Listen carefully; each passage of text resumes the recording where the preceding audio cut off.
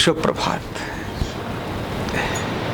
मैं एक चीज सोचता था कि हमारे प्राचीन समय की जो शिक्षा पद्धति थी वो गुरुकुल शिक्षा पद्धति क्यों थी।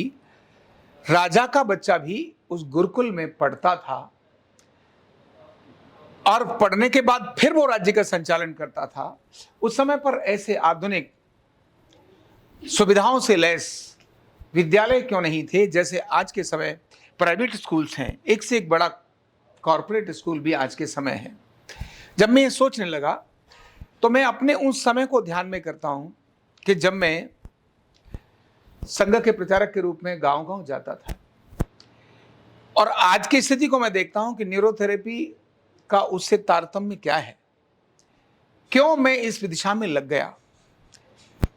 तो उस समय पर राजा का बच्चा भी राजभवन में न रहकर वो दूर जंगल में जो आश्रम होता था वहां रहकर वो पढ़ाई करता था।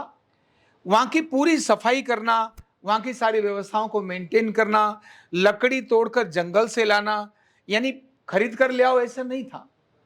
फिर आश्रम का जो संचालन होता था, भोजन, वो जाकर के भिक्षा लेने के लिए जाता था और इस भिक्षा की ट्रेनिंग, उसका प्रशिक्षण उसके घर से ही जब वो जा रहा होता था तभी उस समय दी जाती थी जब उसको शिक्षा ग्रहण करने के लिए जाना होता था।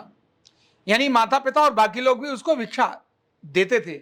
आज भी ऐसी प्रक्रिया है कि जब यज्ञोपवीत धारण करते हैं तो उस समय पर वो जो बच्चा है वो अपना एक ऐसी झोली बनाता है और वहीं जाकर अपनी भिक्षाएं मांगता है।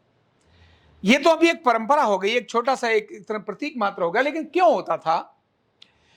क्योंकि वो बालक जो था जिसने राजा बनना है, अगर वो राजभवन में ही पलेगा तो उसको समाज की स्थिति का पता कैसे चलेगा कि समाज में कैसे लोग हैं, किस प्रकार लोग अपने कष्ट से अपने जीवन को व्यतीत करते हैं।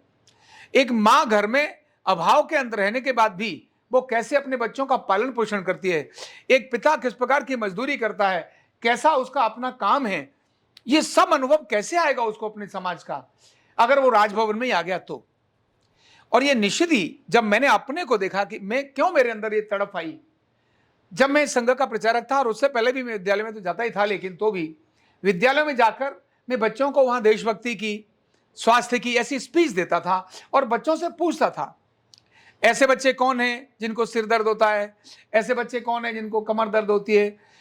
तो अनेक सारे बच्चों के सिर दर्द और कमर दर्द और इसमें हाथ खड़े होते थे। मैंने, अरे बच्चा भी बीमार है। अभी घर में रहकर कॉमन व्यक्ति ये कल्पना नहीं कर सकता जिसने स्कूल में जाके पूछा ना हो क्या बच्चा भी बीमार होता है। वो तो क्या, बच्चे थोड़े ना बीमार होते हैं, नहीं, टीचर्स भी बीमार है। फिर मैं पंजाब के अंदर बहुत सारे गुरुद्वारों के अंदर भी गया, वहां भी मैंने पूछा कि भाई ऐसे कौन कौन है जिनको sugar, acidity, blood pressure, joints pain ये है। तो ज्यादातर के हाथ खड़े होते थे। तो जो सारे देश में मेरा घूमना हुआ और मैंने देश की स्थिति को देखा, वो गांव का गरीब यानी जंगल में रहने वाला व्यक्ति, बिल्कुल जंगल में रहने वाला व्यक्ति, उसके भी शारीरिक और मानसिक स्थितियों को देखा। फिर वो जो इलाज कराने के लिए घर में तड़प रही है, क्योंकि मैं खुद भी गांव का रहने वाला हूं। हर व्यक्ति इलाज कराने के लिए शहर में पैसा खर्च करके लिए जा नहीं सकता, क्योंकि गांव में आर्थिक स्थिति ऐसी थी नहीं, अभी भी बहुत अच्छी ऐसा नहीं है। लेकिन उनके पास खाने का अपना सामान तो है, लेकिन खर्च करने के लिए पैसा उनके पास नहीं है। तभी गांव का बालक शहर की तरफ पलायन करने लगा। इसीलिए नहीं गया क्योंकि शहर में सुविधाएं हैं, नहीं, वो इसीलिए शहर में गया क्योंकि वहां पैसा थोड़ा अधिक मिलता है जो गांव में नहीं मिलता। तो वो जो स्थिति गांव गांव में जाकर देखी और बीमारी की भी देखी और बेरोजगारी की भी देखी। एक अच्छी ग्रेजुएशन करने वाला बालक भी जिसने साइंस ग्रेजुएट है, वो भी अगर किसी, मैंने वैसे काम कोई छोटा बड़ा नहीं होता, चपरासी भी बड़ी चीज नहीं होती, लेकिन अगर कोई ग्रेड के हिसाब से first class, second class, third class और फोर्थ क्लास की भी अगर वैकेंसी कहीं निकली है तो वो हाईली क्वालिफाइड जो अपने को बोलता है वो भी उसकी लाइन में लगा है और हजारों हजार बच्चे उसकी लाइन में लगे हुए हैं। ये देखा तो देखने के बाद मुझे ये चीजें कचोटती थी अंदर से। मुझे लगता था ये बीमारी भी है और बेरोजगारी का भी आलम इतना भयंकर है। तब ये न्यूरोथेरेपी समाधान मुझे जब ये मिला तो मेरे को लगा कि ये मेरे देश के लिए बहुत उपयोगी है। एक गरीब से गरीब व्यक्ति भी इससे अपना इलाज कर सकता है। एक बिल्कुल कम पढ़ा लिखा व्यक्ति भी इसको सीख सकता है।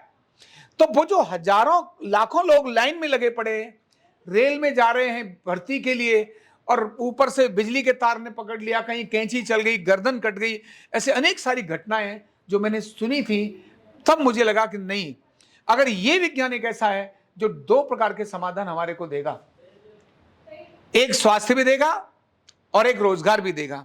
अगर युवक इसको सीखेगा, युवक युवती किसी को सीखेगा, तो फिर निश्चित ही वो एक बीमार लोगों का इलाज करेगा, तो हमारे देश का बहुत बड़ा पैसा जो विदेश में जाता है वो भी बचेगा। और एक गांव का जो गरीब है, गांव का जो निर्धन है, जिसके पास पैसा नहीं है, जो अभाव में जीता है, लेकिन बीमारियां बहुत अधिक हैं, कितनी भी सरकार उसको समर्थन कर, कितना सरकार कर सकती है? नहीं कर सकती। जब 70% से अधिक आबादी गांव में रहती हो और डॉक्टर शहर से गांव में जाने के लिए एकदम तैयार ना हो, कोई और ऐसा पढ़ा लिखा व्यक्ति काम करने के लिए केवल शहर में जाने का मन रखता हो, ऐसे गांव में उस गरीब की चिंता कौन करेगा? तो ये न्यूरोथेरेपी एक ऐसा विज्ञान मेरी समझ में आया कि ये विज्ञान ऐसा है जो गांव का व्यक्ति ही अगर अपने को सीख लेगा, तो गांव के अंदर ही वो अपने लोगों के 70% बीमारियों को, रोगों को, कष्टों को गांव में ही ठीक कर सकता है। इसको भी बाहर जाने की जरूरत नहीं पड़ेगी। क्यों? क्योंकि इसे आजीविका चाहिए। यहां बाजार में जाकर वो 100, 200, 500 रुपए लेगा, गांव में अगर 50, 100 रुपए भी उसने ले लिए तो भी उसका काम चल जाएगा। क्यों? उसके वहां खर्चे बहुत कम है। और वो जो बीमार व्यक्ति है, जो 1000, 2000, 5000 खर्च नहीं कर सकता, वो इसको 50, 100, 200 रुपए दे सकता है, ये उनकी सेवा भी कर सकता है। तो गांव के अंदर ही लोग खड़े हों, ये एक मन के अंदर भाव ऐसा जागृत हुआ, तभी जगह जगह लोग सीखें इस सहजता से कैसे हो, और ये स्थापित कैसे हो, ये तड़प मन के अंदर आई। क्योंकि बिना स्थापित हुए लोग सीखते नहीं, सीखेंगे नहीं, इसलिए इसका स्थापित होना बहुत जरूरी था। स्थापित होने का मतलब होता है समाज में मान्यता मिलना और सरकार से मान्यता मिलना। इसीलिए इस सरकार के पीछे 2008 से मेरी प्रक्रिया शुरू हुई और 2019 में हम उसमें सफल हुए, और भारत सरकार ने 2019 में अपने को मान्यता दी। और तभी हमने डिजिटल प्लेटफॉर्म खड़ा किया कि हर व्यक्ति तो दिल्ली या वृंदावन अपने केंद्र पर ट्रेनिंग लेने नहीं आ सकता, निश्चित ही वो इंटर्नशिप के लिए आ सकता है, लेकिन हम उसके घर में ही जाकर उसके मोबाइल में उसको कैसे सिखा दें।